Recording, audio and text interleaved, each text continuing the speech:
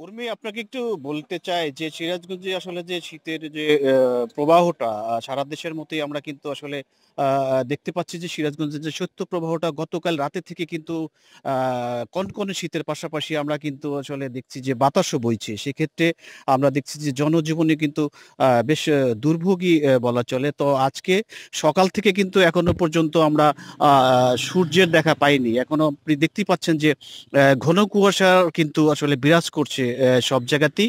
আমরা সাধারণ মানুষ এবং বিশেষ করে যারা খেটে খাওয়া মানুষ আছে, খেটে খাওয়া মানুষের আমরা কিন্তু দেখছি যে তারা কিন্তু বেশ বিপাকেই পড়েছে।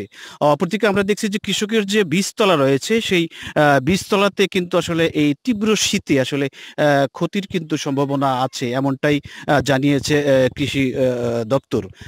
আমরা অপরদিকে দেখেছি যে আপনি জানেন যে সিরাজগঞ্জে কিন্তু বেশ বিস্তীর্ণ কিন্তু চরাঞ্চল রয়েছে। সেই চরাঞ্চলেতে আমরা দেখছি যে সাধারণ যে মানুষগুলো সেখানে কিন্তু আসলে গরম কাপড় তাদের পর্যাপ্ত না থাকাতে কিন্তু বেশ ভোগান্তিতে রয়েছে।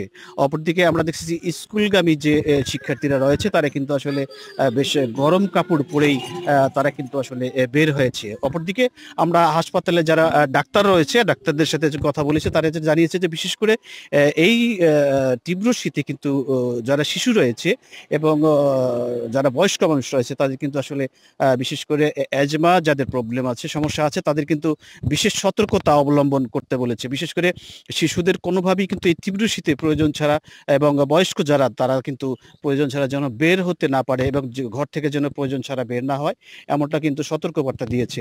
তো আমরা সিরাজগঞ্জের যে আবহাওয়া অফিস আছে, আবহাওয়া অফিসের সাথে কথা বলেছি, তারা যেটা জানিয়েছে যে আজকে কিন্তু 11 ডিগ্রি সেলসিয়াস তাপমাত্রা বিরাজ করছে। 24 ঘন্টায় কিন্তু এই তাপমাত্রা আরো কমতে পারে। সেক্ষেত্রে কিন্তু জনজীবনে আরো এই তীব্র শীতে কিন্তু এই কনকনে শীতে জনদুর্ভোগ বাড়তে পারে।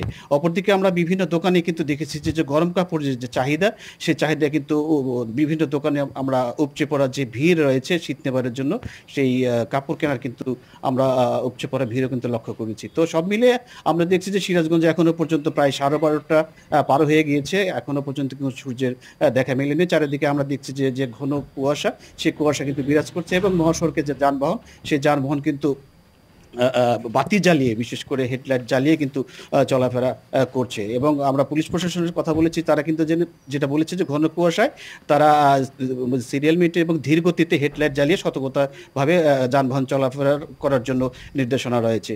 তো সব মিলিয়ে আমার কাছে এই ছিল সিরাজগঞ্জ থেকে তীব্র শীতের সর্বশেষ অবস্থা।